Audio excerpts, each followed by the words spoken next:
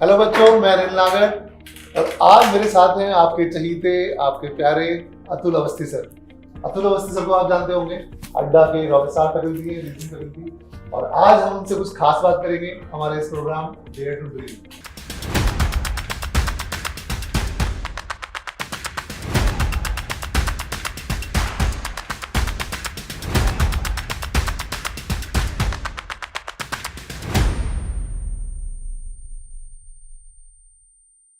Atul sir, आपका show में बहुत बहुत स्वागत। Thank you so much sir, thank you so much. Atul sir, सबसे पहले ये बताइए कि आप बच्चों के बीच बहुत पॉपुलर है जी ना। मैं देखता हूँ जब यूट्यूब पे भी आपके शोज आ रहे होते हैं तो 10,000, 20,000, 30,000 बच्चे आपको देख रहे होते हैं। इसका राज क्या है सर? इसका सबसे बड़ा राज तो ये है कि अड्डा 24/7 का प्लेटफॉर्म, और इसलिए क्योंकि अड्डा 24/7 का जो प्लेटफॉर्म है, यहाँ पे क्या होता है, हमें इतना सपोर्ट मिलता है और फिर जो हमारा कंटेंट है वो और निखर कर आता है सर। तो ये हमारे लिए थोड़ा सा ज़्यादा प्लस पॉइंट होता है। सर, आप इसलिए बोल रहे हैं क्योंकि मैं आपसे इसलिए नहीं सर, देखिए मेरा पुराना एक्सपीरियंस भी रहा है। मैं पिछले 10 साल से पढ़ा रहा हूँ और इसके पहले भी 8 साल का मेरा एक एक्सपीरियंस रहा है। लेकिन मुझे ये लगता था कि आपको बियॉन्ड द बाउंड्रीज खेलने के लिए कुछ ऐसा प्लेटफॉर्म चाहिए जहाँ कुछ बेस्ट हो सके। इस वजह से मुझे लगता है कि ये अच्छा होता है। सर, अपने बचपन के बारे में कुछ बताइए। सर, बचपन मेरा थोड़ा शरारतों में बीता है बचपन, और घर में मैं थोड़ा सा शरारती रहा। और बचपन से क्या था कि मेरे साथ में कई चीज़ों में जैसे होता था कि हमारे यहाँ थोड़ा सा भगवत भजन वाला माहौल है। हम प्रयागराज के हैं और लोग कहते भी हैं कि जैसे हम बात करते हैं ना, ऋषिकेश, हरिद्वार, बनारस और प्रयागराज के जो लड़के होते हैं, इनका फैमिली टर्म्स ही ऐसा होता है कि इनको थोड़ा सा भगवत भजन में मज़ा ज़्यादा आती है। तो गंगा के घाट पर बैठना, फिर वहाँ पर छात्र संघ में जाना, तो इस तरीके से थोड़ा सा मेरा जो ग्रेजुएशन तक का माहौल रहा है कुछ ऐसा रहा है सर। तो आपके घर में कौन कौन है? घर में सर पापा हैं मेरी मम्मी है और मेरी एक बहन है जिसकी शादी हो चुकी है। अभी मेरे जो ब्रदर इन लॉ हैं वो एयर फोर्स में है, तो अभी वो दार्जिलिंग में है और हम 4 लोग हैं सर परिवार में।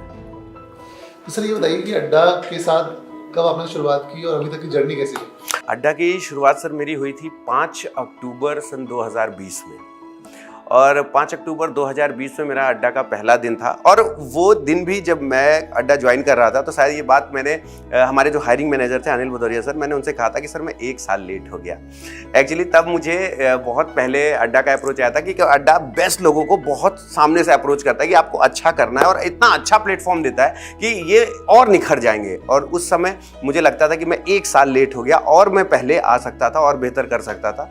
तो वो 5 अक्टूबर 2020 का दिन था जब मैं अड्डा में आया।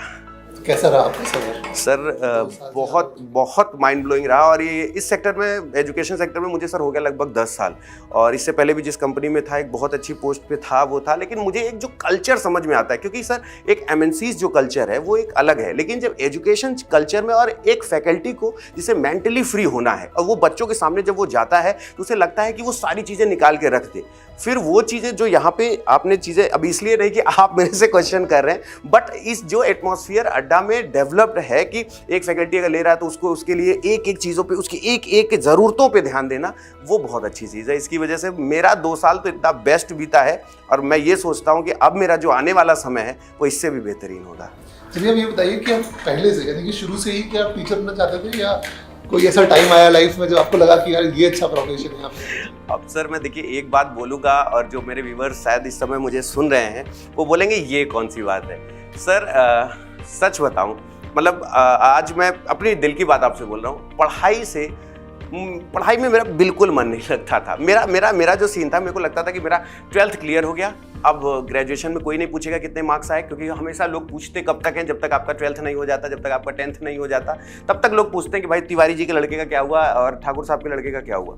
लेकिन मैं आपको बता दूं कि मेरा पढ़ाई में मन नहीं लगता था। लेकिन कहते हैं ना कि जहाँ पे कुदरत और जहाँ पे किस्मत आपको ले जाना चाहती है, और मुझे पता था कि शायद अड्डा के प्लेटफॉर्म पे मेरी ज़रूरत रही होगी, तो सारी कायनात फिर वैसे ही रही। और धीरे धीरे मैं गया था कोचिंग में, लेकिन फिर मुझे रीजनिंग से प्यार हो गया। अब यही उसी तरीके से पढ़ाते आज सर फैकल्टी बन गया। तो सर मैंने देखा कि आप बहुत सारे सब्जेक्ट पढ़ा लेते हैं जी। जो पढ़ाई की शुरुआत की थी, यानी कि जब आपने पढ़ाने की शुरुआत की थी तो किस सब्जेक्ट से की थी? रीजनिंग से ही की थी या कोई और सब्जेक्ट चूज किया? सर सबसे पहले शुरुआत तो मैंने रीजनिंग किससे की थी। जैसे मैंने बताया ना, मेरा मन नहीं लगता था, लेकिन जब कंपटीशन की बात आती थी, जब मैं पढ़ाना शुरू किया, क्योंकि ये होता था कि अगर आपको पढ़ने में मन नहीं लगता था तो आप इतने सब्जेक्ट कैसे पढ़ा। पेडागोजी में पढ़ाता था, child development pedagogy, environmental science पढ़ाया मैंने, साइंस पढ़ाया, रीजनिंग पढ़ाया, हिंदी, संस्कृत, और हिंदी बच्चे अभी पढ़ भी रहे हैं। तो ऐसा होता है कि आपका इतना मन फिर कैसे लगा। मुझे सेल्फ स्टडी करने में, जॉब के लिए पढ़ने में मेरा मन नहीं लगता था सर। लेकिन जब मैं इस इंडस्ट्री में आया, और मुझे एक चीज़ बहुत अच्छी लगती थी कि ये हिंदुस्तान की खूबसूरती कह लीजिए या कुछ, यहाँ अध्यापकों का सम्मान बहुत है। और वो सम्मान में देख के सर, मतलब मेरे दिमाग में आया कि नहीं, मुझे टीचर बनना है। अगर मेरे अंदर थोड़ी सी भी काबिलियत है तो वो पहला एक रास्ता था जो मुझे टीचर बनने तक के सफ़र में जो ले जा सकता था, वो था रीजनिंग, कि जो ना 10th में आती है, ना 12th में आती है, ना ग्रेजुएशन में आती है, वो सिर्फ कंपटीशन में आती है। तो फिर मैं पहली बार रीजनिंग के लिए अप्लाई किया, और जिस भी प्रीवियस कंपनी में मैं था, फिर वहाँ पे मैं रीजनिंग फैकल्टी बना। गुजरात रहा, महाराष्ट्र रहा, पंजाब रहा, जालंधर रहा, फिर पूरा हिंदुस्तान में वहाँ पे मतलब घूमा, पूरा हिंदुस्तान में देखा वहाँ पे। Sir 2 second. हाँ मम्मी जी, पैर छुए। हाँ बस हाँ सब हो गया, बस थोड़ा सा इंटरव्यू चल रहा है, मैं आपको कॉल करता हूँ। ठीक है मम्मी जी, पैर छुए। Sorry sir. हाँ सर, एक्चुअली कैब काफ़ी देर से आ रहा था तो मुझे अभी उठाना पड़ा। काफ़ी समय से कर रही थी आज। मैंने नोटिस किया कि आपने जो कन्वर्सेशन किया, आप मम्मी जी, पैर छुए, ये थोड़ा मुझे बहुत अच्छा लगा। मतलब कल्चर के बारे में थोड़ा बताइए। एक्चुअली क्या सर, ये जो होता है ना, जैसे मैंने आपको बताया कि हम प्रयागराज के, और ऐसा नहीं जैसे होता है कि सर आप गोवा के बच्चों को देखिए, और या हम मुंबई के बच्चों को देखिए, या हम दिल्ली के बच्चों को देखिए, या हम गुड़गांव के बच्चों को देखें, तो क्या होता है कि एक हवा होती है, एक एटमॉस्फेयर होता है। जैसे हम जिस शहर से बिलोंग करते हैं, तो हम मम्मी जी अगर की जगह केवल मम्मी बोल देंगे, तो उधर से हमें जवाब मिलेगा कि अब तो कमाने लगे होंगे अब तो पैसे आने लगे होंगे, अब तो सैलरी आने लगी होगी। तो हम मम्मी जी, हमारे आज भी प्रणाम और नमस्ते से ऊपर उठ के एक चीज़ होता है कि पापा जी पैर छुएं। कई लोग जो सर नहीं जानते, जब वो ये चीज़ सुनते हैं कि पैर छुएं क्या होता है, तो उनको हम बताते हैं कि हम इस समय आपका पैर छू रहे हैं, तो वैसे बोलते हैं कि पैर छुएं। तो अच्छा बताइए, आपके घर में मम्मी पापा और जो आपके और भी फैमिली मेंबर्स हैं, सबसे ज़्यादा आपको लगाव किससे है? सबसे ज़्यादा फैमिली में तो सर हाँ वाइफ भी, मम्मी पापा नहीं, अभी तो सर शादी को मेरे बस एक साल हुआ है। 25 जनवरी 2022 में मेरी शादी हुई है। लेकिन लगाव, और ये भी कह लीजिए कि लड़कों का लगाव अक्सर अपनी माँ के प्रति थोड़ा सा ज़्यादा होता है। वो हम अपनी बहन को चिढ़ाते भी थे बचपन में कि माँ बेटे का है इस जग में बड़ा ही निर्मल नाता। हम अपने आप को पूत कहते थे और दीदी को कपूत कहते थे कि पूत कपूत सुने हैं पर ना माता सुनी को माता। तो ऐसा, जबकि इसका कोई मतलब नहीं, पर थोड़ा सा बचपन में होता, तो मम्मी के प्रति थोड़ा सा लगाव मेरा बहुत रहता है। तो ऐसा नहीं मानते नहीं, बुरा अब उनको भी पता है कि लड़का है तो अपनी, अब पापा से जैसे पैसे की डायरेक्ट बात नहीं कर सकते, या कुछ भी है तो वो फ्रिज के नीचे रख दिया है तो ले लो, और थोड़ा सा मम्मी से टच थोड़ा सा जाता रहता है सर। आपने अड्डा में देखा है, आपका गाने बजाने में काफी इंटरेस्ट है, जब भी सेलिब्रिटी होता है तो आप जी एक्चुअली क्या है सर, गाने बजाने का जो सीन है, मैं बचपन से, आप मजीरा समझते हैं, मजीरा जो बजाते हैं, ये हमारे यहाँ, जैसे आप कभी मंदिर में जाएंगे तो झांझ मजीरा होता है और ढोलक होता है। तो हमारे यहाँ क्या होता है कि सर उस पर जैसे नवरात्र है 9 दिन, तो पापा झांझ बजाएंगे, ढोलक बजाएंगे, मम्मी, हम सब मतलब भगवत भजन घर में बैठ के करते हैं। हमें, हमारी परवरिश है। आप अगर मेरे पापा जी से मिलेंगे, आप बोलेंगे कि हमें कैसे ज़िंदगी में आगे बढ़ना चाहिए, हम क्या करें अंकल, ऐसे आप उनसे बात करेंगे तो वो आपको सीधे नहीं बताएंगे कि आपको ऐसे मेहनत करनी चाहिए। नहीं, हमारे यहाँ हर चीज़ें सर शास्त्रों से रिलेटेड करते हैं। जैसे पापा आपसे बोलेंगे कि सकल पदार्थ यही जगमाही, कर्महीन नर पावत नाही। सब कुछ है इस दुनिया में, लेकिन जो कर्म नहीं करना चाहता, मेहनत नहीं करना चाहता, उसे कुछ नहीं मिलेगा। तो हमारे पापा क्या आते हैं, हर चीजें एग्जाम्पल देके बोलेंगे कि सकल पदार्थ एहि जग माही, कर्महीन नर पावत नाही। फिर जो इच्छा करी हो मन माही, राम कृपा खचु दुर्लभ नाही। फिर अगर आप मेहनती आदमी इच्छा करता है तो परमात्मा भी उसके साथ होता है। तो हमें हमेशा इस तरीके से समझाया जाता है। तो हमारे जो घर का परिवेश है वो थोड़ा सा संगीतमय है, भगवत भजन है। अब मैं आपको बता दूं कि मैं मजीरा, ढोलक, झांझ और ड्रम मैंने 7 साल प्ले किए। हाँ सर, तो 7 साल मैंने ड्रम प्ले किए, स्टेज शोज मैंने बहुत किए हैं। तो काफ़ी मतलब बचपन हमारा ऐसे रहा है। तो ये माहौल हमें दिया जाता है, तो मैक्सिमम चीज़ें हो जाती हैं। बचपन में कोई ऐसा दोस्त रहा जो अभी तक साथ है, जिससे बहुत कुछ सीखा है, जिसके साथ आपको बहुत मजा आया? सर एक होता है ना क्राइम पार्टनर तो एक हमारा एक ऐसा क्राइम पार्टनर दोस्त है, वो संजीव विश्वकर्मा है, मोनू है। वो अभी इस समय एमटेक करके अच्छी कंपनी में कहीं है, जॉब कर रहा है। अब मिलना जुलना सर क्योंकि अब इतना होता है, ऑफिस तो कम होता है, लेकिन वो एक ऐसा दोस्त है जो सब कुछ जानता है। जैसे हम लोग हैं तो वो उससे हमारी फ्रेंडशिप सबसे ज़्यादा, और मेरे ख्याल से वही एक मेरा ऐसा दोस्त है जिसे हम ये कह सकते हैं सबसे ज़्यादा क्लोज फ्रेंड है। तो बस सर हम लोग फर्स्ट स्टैंडर्ड से साथ में हैं, से लेके 12th तक हम लोग साथ में पढ़े हैं। फिर इसके बाद ग्रेजुएशन हाँ वो बीटेक पे हो गया, फिर मैंने बीसीए किया। तो इस तरीके से हम लोगों का ट्रैक चेंज हुआ सर। ठीक है, तो क्या क्या शौक रखते हैं आप? खाने पीने का शौक? मतलब शौक खाने पीने का शौक?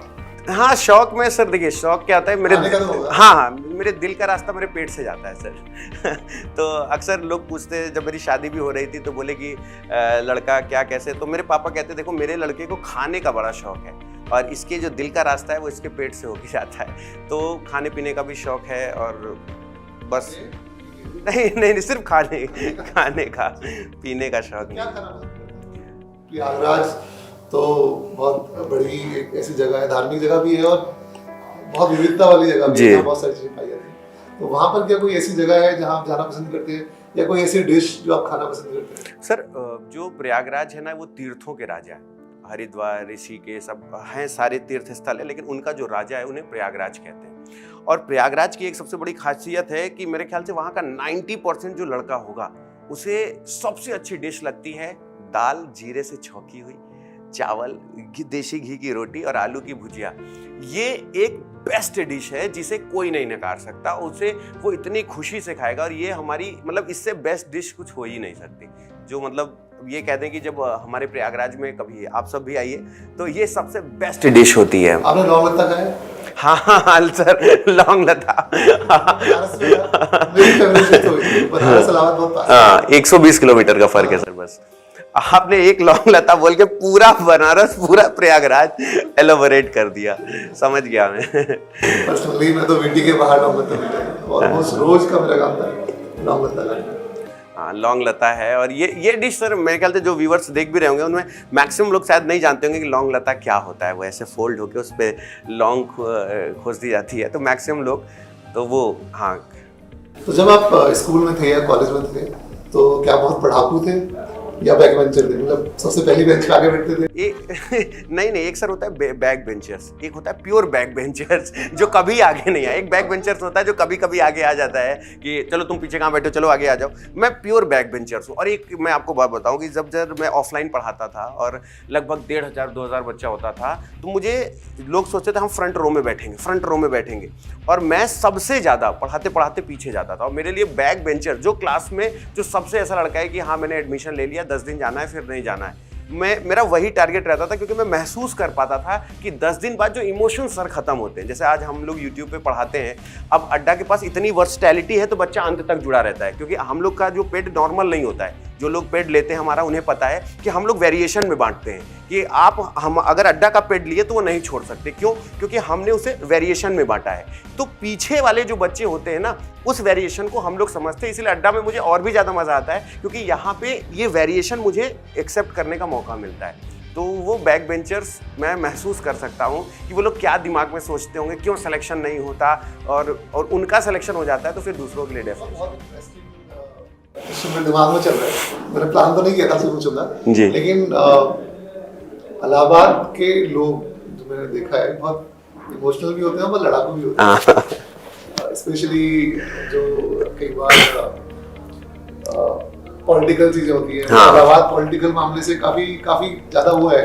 बड़े बड़े पॉलिटिशियंस इलाहाबाद से हैं जी। और मैंने पर्सनली देखा है कि बहुत लड़ाकू भी होते हैं कि हमारे सारी चीजें नहीं हुई तो तो आपका कोई एक्सपीरियंस रहा? बहुत लड़ाई कर देते हैं, लड़ाई हुई कभी किसी से पिटे? नहीं देखिए पीटा आपको? हाँ सर देखिए बचपन में ये जो आपने कहा कि एक जो लड़ाकू, एक इलाहाबाद के लिए बात कही जाती है इलाहाबादी महाफसादी।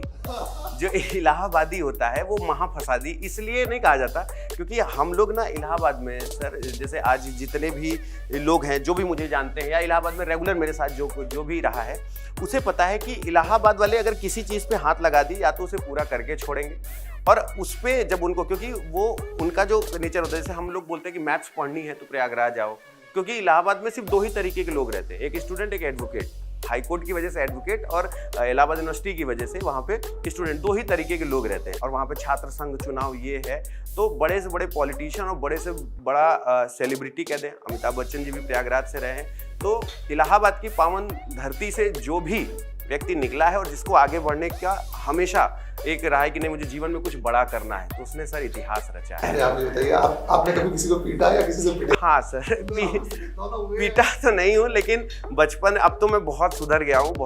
बचपन में मेरा ऐसा नेचर काफ़ी था, मेरे बहुत झगड़े हुए हैं सर।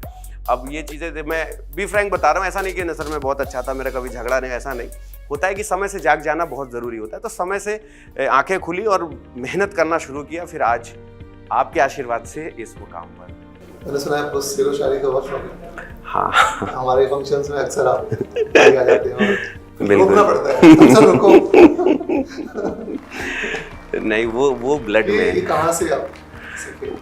वो सर एक होता है ना कि मतलब परफॉर्मिंग कल्चर जो आता है कि नहीं, मेरे को कुछ भी परफॉर्म, जैसे मेरी एक अभी भी यूट्यूब पे आती थी कि मोटिवेशनल स्टोरीज आती थी कि मैं उसे, और मोबाइल के जो पहले सैमसंग का तब टच स्क्रीन इतना नहीं चलता था, तो उस मोबाइल से मैं रिकॉर्ड करता था।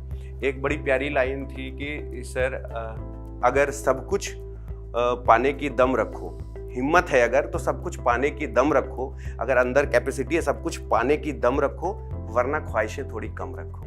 अगर मन में कैपेसिटी है, दिल में इच्छा है, तो उस तरीके से मेहनत करो। अगर मेहनत करने का जज्बा है तो फिर पा सकते हैं, वरना थोड़ी सी ख्वाहिशें फिर हमें कम रखनी चाहिए, तो जिंदगी जीना आसान हो जाता है। यस, तो इस तरीके की चीजें थोड़ी सी रहती हैं। एक क्वेश्चन है जो आई थिंक आपके बच्चे आपसे पूछना चाहेंगे। अक्सर मैं देखता हूँ कि बच्चे थोड़े क्यूरियस होते हैं। सर, आपका पहला प्यार क्या था, उसके बारे में थोड़ा बताइए। सर देखिए, मैं ये नहीं कहूँगा, देखिए जो पहला प्यार अक्सर लोग गर्लफ्रेंड से रिलेट करते हैं कि अतुल सर आपकी कभी गर्लफ्रेंड रही या नहीं रही। एक्चुअली सर लाइफ का क्या है ना कि मेरा बचपन से 12th के बाद से, मेरे ख्याल से बहुत कम ही लोग होंगे, जब मैं ग्रेजुएशन फर्स्ट ईयर में था तो मैंने एक प्लॉट खरीदा था। मेरा बचपन से एक शौक था कि मुझे कुछ ग्रैंड करना है, मतलब जैसे होता है कि मैं शोहरत के लिए हमेशा कुछ भी मेहनत कर सकता हूँ, मुझे रात दिन एक करना हो तो मैं कर सकता हूँ। तो मेरा हमेशा फोकस उसी तरफ रहा कि नहीं, मेरे पास प्रॉपर्टी हो, मेरे पास मैं जो भी करूँ, मेरे में एक परफॉर्मेंस। मैंने रेडियो जॉकी पे 7 बार इंटरव्यू दिया है सर, और 7 बार मैं श से बाहर हुआ। तो उस समय लगता था कि किस्मत मेरा ही बुरा चाहती है और मेरे ही साथ गलत होता है, मैं ही सबसे, और जबकि मैं 7 बार इंटरव्यू दिया, मेरा थोड़ा पिच है वो भी सही है, मेरा जो बेस है, ट्यून है, गेन है, मेरा वॉइस एकदम परफेक्ट है, लेकिन मेरा श गड़बड़ था। और आज ये लगता है कि अगर वहाँ होता तो आज यहाँ ना होता, और वहाँ पे मैं एक शहर का रेडियो जॉकी बनता, गुड मॉर्निंग हिंदुस्तान, ये नहीं हो पाता जो आज मैं अड्डा के साथ करता हूँ। और आज ईश्वर की दया से जब स्क्रीन से हटता हूँ तो 2 से 2.5 लाख लोग उस समय देख चुके होते हैं। तो ईश्वर जो करता है अच्छा करता है। चलिए बताइए अतुल कि जब आपकी पहली जॉब लगी थी जी, पहली कमाई भी क्या कहता हूँ? सर पहली कमाई में बताऊँ, मैंने ट्यूशन पढ़ाया था, मुझे 500 रुपये महीने मिलते थे। तो 500 रुपये महीने मिले थे और फिर उसे इकट्ठा कर करके मैंने एक इंस्ट्रूमेंट खरीदा था। एक ऑक्टा पैड आता है सर, जिसमें ड्रम, मृदंग, पकावज, ढोल, ताशा, सारे इंस्ट्रूमेंट उसके अंदर रहते हैं, सारे इंस्ट्रूमेंट, बस आपको हर जगह लगा के उसे प्ले करना होता था। और उस समय वो लगभग 1 लाख रुपए का था। तो वो मैं ट्यूशन पढ़ा क्योंकि पापा को मेरे थोड़ा सा म्यूज़िक से, वो नहीं चाहते थे मैं म्यूज़िक में जाऊँ, और इसलिए नहीं कि उन्हें म्यूज़िक पसंद नहीं था, वो भगवत प्रेमी आदमी है, मैं बताया मेरे घर का माहौल है, लेकिन उन्हें पता था फ्यूचर नहीं है, कल को शादी होगी, बच्चे होंगे, तो एक हर पेरेंट्स चाहते हैं कि उसका फ्यूचर अच्छा हो, तो उन्हें वो पसंद नहीं था। लेकिन मैंने ट्यूशन पढ़ा के वो सबसे पहला इंस्ट्रूमेंट लिया था सर, जिससे मैं लगभग 7 साल मैंने प्ले किया। तो बहुत जगराते किए हैं सर। म्यूजिक से आपका लगाव बहुत पुराना? हाँ सर, वो बहुत रहा है। अच्छा सर, एक और क्वेश्चन बताइए कि अगर मैं पूछूं आपसे कि अड्डा में आपका फेवरेट पर्सन कौन है, या फिर ऐसा पर्सन जो आपको बहुत इंस्पायर करता है? सर देखिए, अड्डा, मैं ये बताऊं कि इस वजह से कि मेरा इंटरव्यू चल रहा है कि मैं ऐसा आंसर दूं, लेकिन मैं आपको प्रैक्टिकल ये बात बता सकता हूं कि अड्डा में अगर मुझे नेचर अडॉप्ट करना हो, मतलब डिट्टो यहाँ से कॉपी करके ऐसे पेस्ट कर लूँ, थोड़ा बहुत नहीं कि मुझे सीखना हो, मुझे कंप्लीटली अडॉप्ट करना हो, तो मुझे आपका नेचर चाहिए सर। मैं इसलिए मैं सारे व्यूअर्स को बताऊं कि आपने अनिल सर को सुना होगा, कैसे सुना होगा कि या तो अनिल सर कहीं किसी मीटिंग में होंगे या अनिल सर का कोई शॉर्ट्स होगा। आपने अनिल सर को कभी ऐसे फ्रेंडली नहीं सुना है, आपने अनिल सर को कभी जिया नहीं, अनिल सर को आपने देखा नहीं। और इसलिए नहीं कि हमारे कंपनी के तो बोलते हैं एम्प्लॉय हैं तो भैया सभी लोग ऐसा बोलेंगे, लेकिन नहीं, मैं ये बात सबको कहना चाहता हूं कि अनिल सर वो शख्सियत है कि आपको अगर किसी से झगड़ा है या आप किसी से कुछ अलग सोचते हैं या आपको जीने में दिक्कत हो रही है तो वास्तविकता में जीते कैसे हैं, अनिल सर मैंने आपसे सीखा। और मैं चाहता हूं कि डिट्टो मैं, क्योंकि कभी कभी मैं बचपना करता हूं, उसकी वजह से मुझे भी लगता है फिर जब आपसे मीटिंग होती है, जब आप उस चीज़ों को कहते हैं कि वो कितनी छोटी चीज़ है अतुल जिस पे तू फोकस कर रहा है और तुझे कितना कुछ बड़ा करना है, तो उस दिन मेरे को लगता है कि ईश्वर जितने दिन मैं, अगर मेरे से कोई बोले कि मैं क्या मांगना चाहूँगा, तो मुझे सिर्फ इतना साथ मिले आपका, इतना साथ मिले कि जो मेरे बच्चे हों या मैं कभी किसी चीज़ को डील कर रहा हूँ तो वो ये कह सके कि इस बंदे में वो क्वालिटी है। आपको सब प्रोफेशनल वे से जानते हैं कि हाँ अनिल सर हैं, इस कंपनी के सीईओ, इनके एम्प्लॉई हैं, ये है, लेकिन इंडिविजुअल जो आप हैं, you are the best sir. और तो वो बेस्ट बच्चों के पॉइंट ऑफ व्यू से कि हम आपके तो बहुत सारे फैन हैं, जी जी, हजारों लाखों बच्चे आपको फॉलो करते हैं, तो बच्चों को क्या मैसेज देना चाहेंगे? कोई स्पेसिफिक चीज जो लगता है कि कोई एक चीज जो आप बोलना चाहेंगे ये बहुत इंपॉर्टेंट है लाइफ में, कोई एक मैसेज बच्चों? सर बच्चों को बस एक बात कहना चाहूँगा कि जो जब सुबह सो के उठा करो तो एक बार उस ईश्वर को धन्यवाद दिया करिए कि प्रभु आपने मुझे आज का जीवन दिया है जीने के लिए, और फिर पूरा दिन खूब अच्छे से जिया करो, खूब अच्छे से जिया करो। और फिर जब रात में सोया करो तो भगवान से मनाया करो कि प्रभु आपने आज का जीवन दिया था, मैंने पूरा अच्छे से जिया है, किसी का दिल नहीं दुखाया, किसी को बुरा नहीं बोला, किसी को कुछ नहीं किया, मैंने पूरा जी लिया। अगर कल आपने मेरी आँख खोली तो मैं फिर से ऐसे ही जीऊंगा और फिर से, क्योंकि नौकरी बहुत छोटी चीज होती है। आप लोग सोचते हैं नौकरी नहीं मिली डिप्रेशन में चले गए, नौकरी नहीं हुआ यार मेरा क्या होगा। मुझे ये लगता है सर अपना हर दिन ऐसे जियो जैसे कि आखिरी हो। इसी तरीके से एक एक दिन जिएंगे। कोहरा होता है ना सर जब सुबह सुबह ठंडी में, तो रास्ता नहीं दिखाई देता है, तो जितनी दूर दिखाई दे सिर्फ उतना चलिए, फिर आगे का रास्ता और दिखाई देगा तो और चलेंगे, फिर आगे और दिखाई देगा तो और चलेंगे। तो धीरे धीरे छोटे छोटे कदम चलेंगे तो जिंदगी बड़ी जिएंगे, और ज्यादा बड़ा सोचेंगे तो डिप्रेशन में भी जाएंगे, परेशान होंगे। सबसे पहली प्राथमिकता जीवन की, खुश रहिए और सिर्फ खुश रहिए, सब कुछ खुद ब खुद मिल जाएगा। अच्छा मैसेज है। सो गाइस आई होप आपको मजा आया होगा, और हो सकता है कि मैंने कुछ आपके इंपॉर्टेंट क्वेश्चन मिस कर दिए हो, तो आप प्लीज कमेंट सेक्शन में बताइएगा कि कोई और क्वेश्चन जो आप पूछना चाहते थे जो मैंने मिस कर दिया। तो जब सर से नेक्स्ट मुलाकात होगी तो उन क्वेश्चंस को मैं पिक कर सकता हूँ। Thank you so much, take care, bye.